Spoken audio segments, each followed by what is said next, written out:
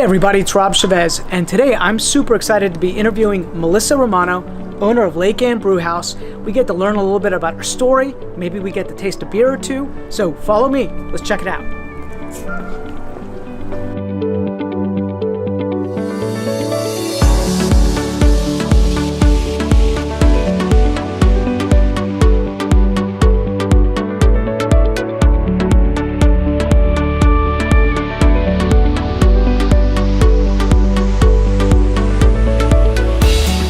Melissa, thanks so much for having me. This is awesome. This is one of my favorite spots in Reston. I've been coming here with my buddy Mark Beckett now for 18 months, I think. When did you guys actually start the business? We actually are coming up on our 3rd anniversary. Wow. So April will be 3 years for us. 3 years.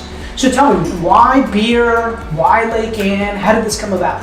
My high school stomping ground was Lake Anne. My husband Jason and I actually had our very first date in a brewery. Neither one of us were really like the dive bar type, so it was really always fun to seek out sort of small craft breweries. And I think in the back of our minds, we always thought that it would be really fun if there was a brewery here. England or Germany or throughout Europe, everybody has a neighborhood pub. Everybody has a village tavern that they walk to. We really just wanted a great place to hang out.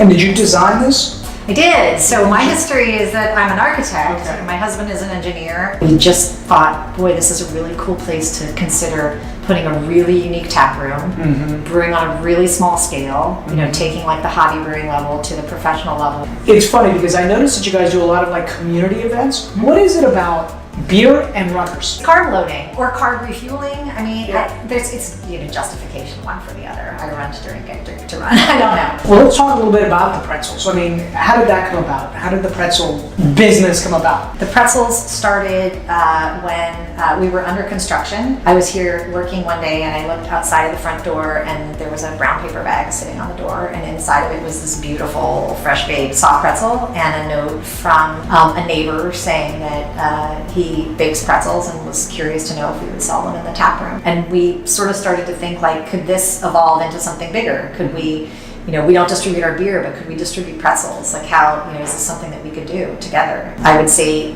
weeks of making that announcement known, we had breweries asking us when they could get their first deliveries. I mean, the pretzels are unbelievable. When I tasted this, I was like, oh my goodness. Well, I can't take any credit for the recipe. Eric is 100% the baker. We are busy baking 7 days a week now. We distribute to, we have over 20 resellers. I saw that you guys have won a number of awards for the beer. We had been open 3 months when the competition openings came for the Virginia Brewers Guild Craft Beer Cup, which is the annual big competition in Virginia. Came home with medals for both of those beers, and that was super exciting. And as a matter of fact, unbelievable. That's awesome. Lord Fairfax English Pale Ale took a silver medal in its category, and the gold medal winner in that category went on to win Best of Show for the entire state. The following year, we submitted several more beers, came home with 3 more medals, including the gold for our Belgian Golden Strong Ale, which we actually have on tap right now. I'm curious, which has been your biggest seller, your best seller? Our biggest best seller is our Live, Work, Play IPA. Okay. And I think it's just because IPAs have been for a long time and are still super popular. I don't like it at all. What do you like? I'm a dark and malty girl. Okay. I like a maltier beer. IPAs are highly hopped usually, and it's not my personal preference. Okay. But it's our most popular beer and probably will be for a really long time. Great. So was there like a Kickstarter campaign or something? I saw like a raw. Yeah. Tell me about that. That's super interesting. Campaign was really interesting for us because we self-funded this project. We bought the property, had our equipment purchased. We were pretty set. We didn't want to take on any investors. We wanted to only build what we could handle and what we could afford. And we were kind of hesitant at first, but we'd had enough people to ask that we decided, okay, it can't hurt. We put together a video for Kickstarter, and several days of launching that Kickstarter, we doubled the Kickstarter goal.